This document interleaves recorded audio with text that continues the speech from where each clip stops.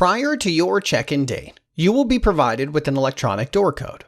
When you arrive at the home and reach the front door, you will see a lock that looks like this on the front door. Put your palm entirely over the black area, and this will light up the lock and activate the keypad. Enter the code provided, followed by the star key at the bottom left. You will hear the lock unlock. Then press the latch down to open the door. To lock the door from the inside, simply turn the dial clockwise. To lock the door from the outside, simply place your palm over the lock and you will hear the lock move into the lock position.